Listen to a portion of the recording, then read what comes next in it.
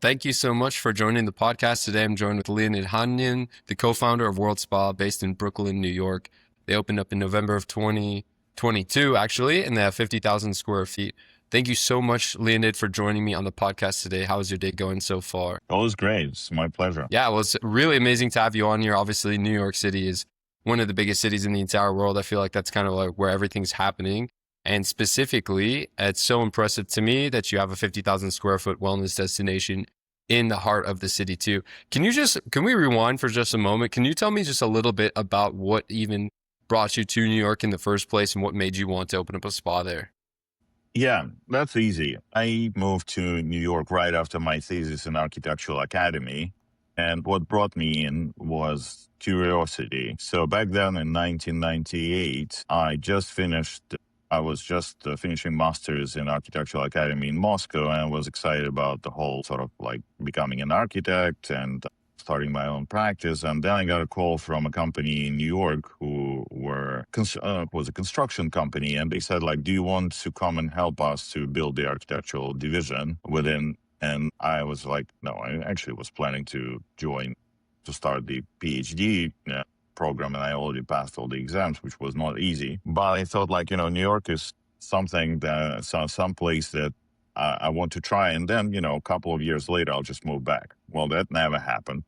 So that, when you're in New York longer than a year, you're sort of like getting stuck in a good way.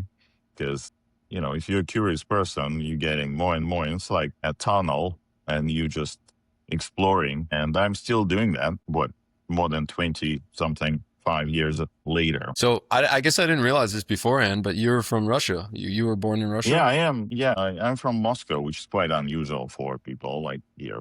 Most of the Russians are from somewhere else, but yeah, I'm from the capital. Why do you think that most of the Russians are from somewhere else and not Moscow? Why is that? Well, I don't know. It's just like it's complicating and might be a separate conversation. But there are quite a few people who, like most of the Russians that live here, they're immigrants and they moved or are refugees, and so they moved back in at the end of the 80s or 70s, and they moved from places where it was very low quality of life and hard and dangerous. Well, Moscow is quite a different place, and especially at the end of 90s, in a way, it was there were a lot of interesting things happening there. And not to say, well, now things changed a lot, but this is not the country I know, and I probably can hardly relate to whatever it represents now. Yeah.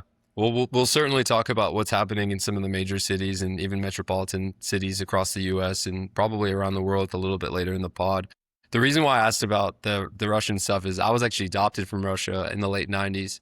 So I feel like a little piece of like heritage is from back there. I've got you could say a soft spot for when I'm talking to other Russians. So it's really cool to hear that Nice. that's part of your story, immigrating to the U.S. as well, which is really, really great. Do you feel like you being an immigrant and new to the US was a benefit, or was that a hardship in terms of creating a new business? I actually think that it was a benefit in a way, because you take challenge as an immigrant, and take challenges in a different way. It's nothing is given, everything is for takes. So you really have to try hard to get anything, and don't expect miracles unless you make them. I like that. Don't And expect miracles unless you make them. yeah, It's and awesome. it works, and it works, and not only for me, for a lot of people. And I respect everybody who was born here, and I respect people who have an ambition to start their life, like the new cycle of life here, like I've done, and pretty much a lot of people I know. Works. Nice. So when you were turning World Spa from just a concept into actually turning it into a physical place and opening up those doors, did you have a really strong understanding of exactly what you were going for? Or have you found that the spa itself has kind of innovated and evolved over the years? The good thing about the architectural education is you sort of like work with the concepts from the beginning of it. So it helps you to sort of like to, even if you have a very vague and blurry vision, you still think that you have it. And with the World Spa, we as a team, and it wasn't only me, there were a few people working with me as a partners, we had a very limited understanding of what we're building and how it's going to be accepted. So there were a lot of ifs and I'm just surprised to see how all of these mosaics or puzzles got into a picture and how it works now. Do you think that there was a lot of innovation since the day that you opened up the doors back in 2022? Within our business or just in general on the market? In your business specifically? Yeah. Yeah, there were so many things, like, starting with bringing the entertainment component, which is not technology. It is people, talent, and even changing a menu in a restaurant that is serving people on the floor, probably more than a dozen of alterations. And all of them were based on need or interests of our guests and cultural insights of whatever we represent, or we represent even in combination, pairing it with the certain cabins and saunas and hammams. So it's still happening, and there are a lot of things. I just got off the meeting and planning to be on the other one later today, which is all about how this space and how this business is changing towards better. And there'll be a lot happening. It's a big facility with a lot of potential. Yeah, it's definitely a big facility, and that's definitely something that actually stood out to me. Obviously, 50,000 square feet is no joke. That's a huge facility. And the business side of my mind always goes to like, how do we maximize the space? How do we make sure that people are not only having a really great time when they're here, but how can we make sure that we're making up for that? Because I'm sure your rent is, or, the lease or whatever is quite high for having that kind of space. It's probably in the back of your mind how to make more money in the business itself. Is that something that you guys are considering? And how does that really tie to kind of keeping up with the times? Well, first of all, we built this building from ground up. When I arrived here in 2017, it was a parking lot. So it's our building. So the rent is high, but that saves a lot. And that is actually reflected on the quality of the concept, because one of the reasons why a lot of competition have to struggle and do and save on every finish or even on technology, we knew that we're building in a building that belongs to us. So it's a very different approach, and it changes quite a lot. Maybe we invested a little more than we were probably supposed to, but it did reflect in the way people react to the interiors and everything. So yeah, we continuously changing things here, but the rent is not the main issue. Sure. Can we dive in a little bit deeper then? What is the main quote unquote issue that you're kind of facing in a business like this? I think the main issue for me or for the business right now is to make the expenditure correctly. Like we have an ambition that it's not going to end with this 50,000 square feet. It's going to grow, and we are in the process of looking for a perfect location for a new one.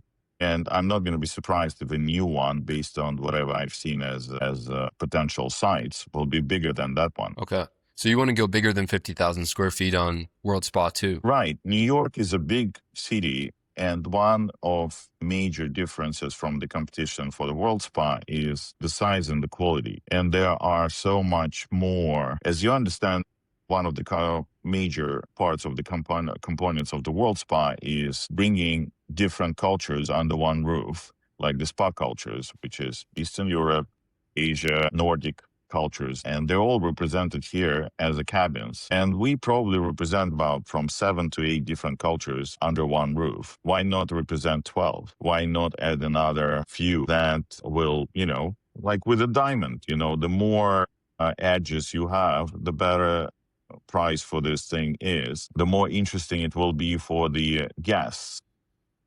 Okay. So we need more space. Do you feel a bit limited in the current space? You think that the 50,000 square feet just isn't able to house more cultures under its roof? No, I think it's actually perfect here. It's a good balance. There's enough space for probably about 350, 400 people at once enjoying it in the spa mode. Though in the peak days, more than that coming. And I'm not saying, probably usually the visit lasts probably about 4, maybe 3.5, 4 or 5 hours. So it's like we get more people, more than 600 easily through the day. But at once, probably the most comfortable number will be 350, 400. Not more than that. And if it gets more, then it gets crowded. Yeah. I haven't personally been to the spa, but I'm super excited. Next time I'm in New York, I'll definitely be taking a trip by. I'm very excited to see it in person. But You did mention that like if there's too many people in my field, but like crowded and cramped, like how are you splitting up those people right now? Are people just naturally going into the different saunas and hammams and they're just kind of organically splitting up, or are there people there kind of sectioning off areas? Like what does that actually, what does that flow look like inside? Well, again, my background in design and especially in designing of museums and presidential libraries, that's where you get this special choreography of the visit. We call it, in World Spa, we call it the journey. So when you come in, you have a certain options, like different variations of your journey based on whatever you want from your visit. Is it like a boost of your energy, or is it releasing the stress, or just a bunch of friends together celebrating somebody's birthday? So it's celebrational. All of these options will be creating different sequence of visiting different cabins. And for our regular customers, they create their own journey. And, we have members who change the sequence of the cabins they visit, and the amount of time they use in chat on like probably monthly basis. But answering your question, it's all of what you mentioned. It's the amount of space we have. It's the entertainment that we propose for our guests, which is there are certain hours where our staff is walking around and announcing that there will be an event, let's say at 1 or at 3, and inviting people to a specific sauna or hammam to see something new, to talk about something, or just to enjoy 15 minutes of like somebody's dancing with a towel and with the snowballs infused with the variety of aromas, which are probably one of the most popular things now in New York City. While in the World Spa, it's not the only one thing that is offered. We do have events in the sound healing. We do have events in the aroma sauna, and we do have the authentic events in the banyas, which are representing Eastern European culture. Is there a standout that you prefer that you really enjoy to go to as well? I like the dance with the one that is called Aufguss. It's the I think it comes from a German word infusion. So that's where our sauna masters are dancing with a towel, but in a special way. They sort of allow you to get the breathe of the aromas, the potions that they mix together. And I actually make sure that whatever they use for mixing these aromas are organic and really special, like fresh infusions that are coming from Europe and from a specific brand. So I know for sure that whatever our guests are breathing or enjoying, they are absolutely safe and the best quality. Sometimes comes with a price. This is what I like, but there are also some treatments that I highly enjoy. Every 2 weeks, I probably do them. This is Viniki, the branches of the oak leaves in combination with honey and salt scrubbing. That is about 45-minute treatment. But after that, you feel like not only your skin is new, but everything is like amazing. And Everything new. Everything new, and you have a boost of energy for probably like few days. That's the best thing after a long trip or after you've been sick for a while. This thing will give you an amazing push. But that's not the entertainment. This is more treatment, the last one that I mentioned. Yeah. Well, thanks for sharing exactly what your favorites are. I'm definitely curious. You mentioned the sauna masters. I've been to a couple of places as well too that have like sauna masters that are doing the towels and also have like the ice balls and whatnot. Are you seeing that other competitors and other spas are starting to kind of like ramp up and maybe take some of the things that you guys have been doing and implement it into their spas as well? Is that something that you're noticing? Sure. I actually enjoy it. Like there was, I visited one place in Newton, Massachusetts, and they have this Keller spa, and they were doing the same treatment as I just described. And they were saying, we got it from World Spa, and we just slightly converted it to whatever we like and to our settings. What do you think about it? I really enjoyed it. It was different, and in terms of the entertainment, like the dances, like those competitions that just happened, there was a U.S. championship in Bathhouse. I visited it, and it was quite an interesting performance technically and emotionally. It was quite an interesting thing to see. So you feel like you're visiting a theater because it's even decorated with different lights and music and even sounds and special effects in the sauna. Wow. And I was surprised with the creativity that the teams who are competing for the best. And that was quite an interesting experience, you know. Not always when you go to a sauna, you expect a show. No, definitely not. And especially with the actors who are dressed and dancing and they're sweating, but at the same time, it's intentional. Yeah. When you hear about these other spots that you're going to, how are you finding out about them? Were they kind of already on the map, or were you recommended to them, or did they reach out to you and say, "Hey, we're so inspired by what you're doing"? Like, how do you find out about these places? In my case, actually the last one, usually they're approaching me and saying like, "Leo, we're opening. There'll be a soft opening in 2 weeks or something. Pick the date or let us just, you know."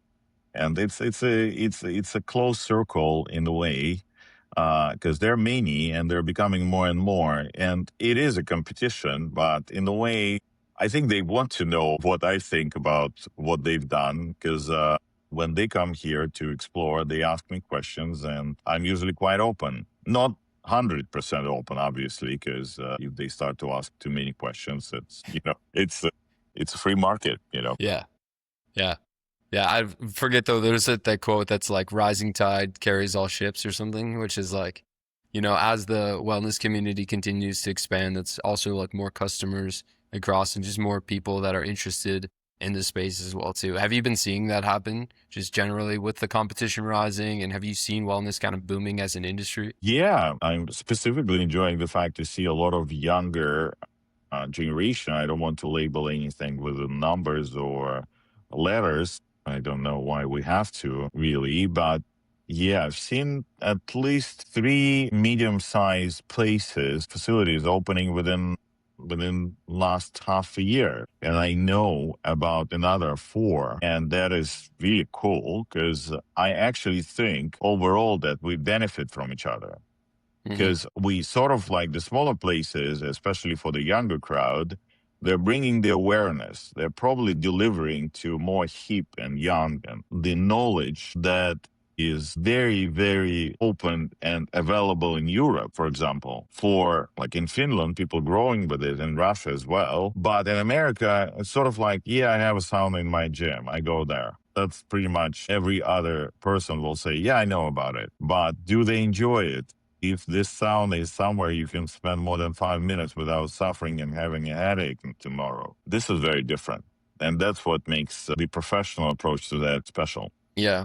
I also think that there's like a really big draw. I'm in the younger category. I'm sub 30. I'm 29 years old. And I was just in Madrid actually, and I visited I think a place called Bathhouse, I think it was called. And it was like such an incredible experience, and something that I actually don't really get to experience all that often, but it was like very private, very intentional, with obviously sauna, steam, cold plunges, hot tubs, salt scrubs and everything. But it was like in a very like brutalist kind of themed, like downstairs kind of like concrete like aesthetic, and it just made the entire experience so like unforgettable in many ways. And I think that as these new spas and competitors are opening up, it's cool to see that each one of them are kind of taking their own approach to wellness as a whole. And I think that you're completely right. Honestly, I've personally noticed that wellness has been an expanding category. I find myself as one of those people inside of it, and it's really great to have like new options and see that it's expanding as well too. Yeah. Yeah. And there are some things that might be connected to sort of height, like some things that might go away, but some things that are culturally supported, that have been around for hundreds and hundreds of years. You know, people were going in Africa or in Middle East, they were going to hamams. There was a reason for that. It wasn't only health, it was in a way necessity. And a lot of the guests, and if I'm doing a private tour or if I'm explaining the concept, they're asking me like, why the Finnish sauna is so dry, why the hamams are so wet, why the Russian banya is so in the middle. And interesting enough that the more I was researching it, the more I understood that sort of like those cabins are representing the opposite of Mother Nature gives to these people. So if, for example, you are a merchant and you're traveling with a camel through Sahara Desert, what happened to you on the go, like you've been spending weeks traveling through, crossing the desert, and there are all these sandstorms, they are landing into your lungs. How can you get rid of all this dust? You go to Hamam, you get all this humidity and you cough it out. Yeah.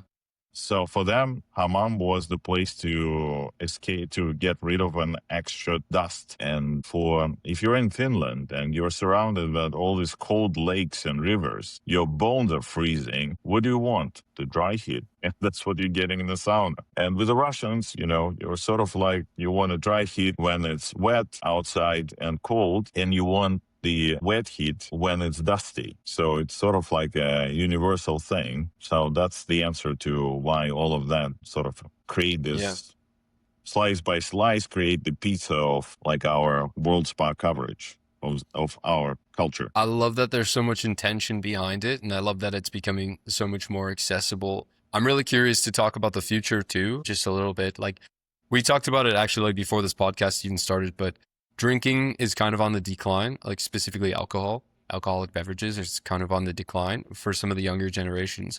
And it seems like there is like a push or gravitation even towards wellness in general. I'm just curious if where do you really see wellness kind of going in the next like 5 to 10 years realistically? I think that wellness will be infused with entertainment. Will it be media? I don't know, some kind of amazing laser projections on the steam that will be triggering different emotional and healing properties in our physiology. Who knows? There are so many technologies and so much availability. There are all this research on the plants and stuff, the herbs, and like, I don't know, psychedelics. Who knows? They're becoming legal. And maybe a combination of that with the contrast therapy that you're getting in between sauna and cold plunge. And combination of all of that within the cultural aspect will be probably the future. And there are certain projects that are moving there that way. And World Spa is one of them, definitely. There is a project, I think it's called Immersive in Texas, but it is more sort of like the more you study it, the more you understand it's sort of like they create a lot of very nice, interesting images in AI. They're very sexy in a way. But question is, when I'm as a builder, as a designer, when I see images like that, I'm thinking, well, it's a great idea. It looks amazing. I can draw or I can use AI and send a beautiful floating city to be in the clouds. Do I have a technology that will support that for the investors? And things like that. And I'm not saying they don't. First you have the idea, then you explain it, then you engineer it, and then you build it. Yeah. Always work that way. Are you having conversations like this when it comes to World Spa 2 and like the second generation that you guys will be building? Are you trying to think outside of the norm, I guess you could say? Yeah, we do. And my team is quite supportive in the innovation. I've been experimenting the immersive saunas as well within the World Spa envelope. Though I do have, the more I'm testing it, the more questions I get, because in a way we want people sort of to leave behind the media devices. And I'm not saying we're not requiring, as most of the spas, to leave the phone in the locker. It is optional. Like if you want to keep it with you, it's up to you. We don't want to limit you with some kind of strict rules. Well, you have to respect other people and privacy, and so far it works. Oh, that's interesting to hear. Yeah, most of the spas I go to, they require us to leave the phone in the spa. That's really common. And I know that earlier I mentioned that there's like been a decline in some of like the alcohol consumption. But I've also been to places where they have a bar at the spa as well too. I wanted to know what your thought on that is. Is that common? Is that something that you offer as well? We do offer. We do have a liquor license, and we have a full bar that is actually like in the menu, and in the club area on the mezzanine, we do have an open bar, which is visible. It gives a lot of people sort of options. And we do advise, though, to first do the bathing and then whatever drinking they want. And we see that, people drinking a lot less. And I've heard that, in places where they don't have any liquor on sale, they do have an issue with people actually drinking in the locker rooms. And that's the last thing you want, because this is uncontrollable. And then you get some accidents on the floor, which we don't have. Yeah. Though I I think, understand and I see that the younger crowd or younger visitors, they're not interested in the liquor. They're more interested in some kind of juices, smoothies, and stuff like that, more healthy stuff. And we do have this in the menu as well. It's again, World Spa is universal. We have a lot of people of different ages. What I like about it comparing to a competition, we're not limited to a specific age group. World Spa is a melting pot, like New York. We can see variety of like all kind colors, any age groups, like mothers, fathers, and this is something that surprisingly happened. I think it's happening because World Spa is so big, so you can spend the whole day here, and that's why the food is very important. Because at some point you're getting hungry, and it's a physiological. It's a normal thing to get hungry, especially when you sweat, when you lose water, and you dehydrate. You need to add different vitamins and whatever, and it is all available on the floor. It just we don't want you to leave. That's not the yeah. idea, and we also want you to come back. So Yeah. And what do you think brings somebody back? What makes a first time visitor into a repeat customer? it's a good question because there are many things that and at the beginning we didn't know what exactly brings people back. We thought, well, maybe a good design, maybe they'll be curious if they had a chance to explore everything, or something they left for next time. But what I noticed is that the way our team, like people on the floor, help guests to navigate how they feel welcome. This is a very important part. And in general, the aquathermal, this treatments, which are, this contrast therapy, is quite addictive. Like it's good for you. There is nothing wrong about it. But if you'll do, let's say, if you'll do it in Japanese onsen, when you go from a hot pool to a cold pool and then you get back, it's such an interesting feeling. And your skin, a lot of people forget that skin is our largest organ. It tells you what it likes. And then maybe there is a memory inside, like some physiology that tells you, okay, well, it's been 2 weeks. It's time to come back. And I won't try it again. Or you've tried dry sauna and that's what you explored last time. Maybe this time you want to explore more like wet hammams, or maybe even order some kind of treatment, massage or scrub. There are many things, variety probably. That's what brings people back. Nice. That's really cool. And I'm really excited to visit as well too. I know that I'll probably do a massage, a scrub, hit the hammams, hit Yeah, the let me sauna, hit the steam, just do Yeah, let everything. me know when you'll be coming. I'll be happy to do a tour, which is special because I know about like pretty much every small piece Finnish, or why this wood is there, why this stone is there, and there were so many cultural insights behind each of the cabins, because a lot of saunas and banyas we actually built there, not here, not in States. They were built some in Russia, some in Finland, some in crazy variety of places. And because the research was showing that if we'd like to build them locally, we're not going to get the same craftsmanship. Yeah, that makes sense. That just adds that extra layer of intentionality, I think, beyond the spa itself. But we've only got a couple minutes Right. left. I really want to just dig into World Spa 2 a little bit more. It's something that wasn't even on my radar. I didn't know that you guys were looking to open up another location. Is there anything you can share with us about when that location might be coming? Is that also going to be in New York City, or is that going to be in a different major city? It's going to be in New York. It's just like in different part of it. And I'm not going to expose yet the size and sort of like the location. And it might be actually not one location at once. So there are many research. I'm just overwhelmed with the amount of new components that will land in the program. And I'm very excited because right now, this selection will be very educated by seeing how people react of whatever we've done so far. So it's not going to be just a guess. A lot of things is different this time. Yeah, I'm sure with all the knowledge that you've kind of accumulated and all the feedback that you've gotten from customers, literally Yeah. over the years, yeah, it's like I can't imagine what like World Spa number 2 is going to be like. So I'm really looking forward to that. But I really wanted to thank you for your time joining me today. Once again, if people want to find you, they can physically go to you. You're located in Brooklyn, New York at World Spa. You offer spa treatments, obviously a lot of the other functionalities that we discussed too, sauna, cold plunge, Hamam as well too. So if you are interested in visiting the World Spa and discovering 50,000 plus square feet of spa related activities, you should definitely go visit them.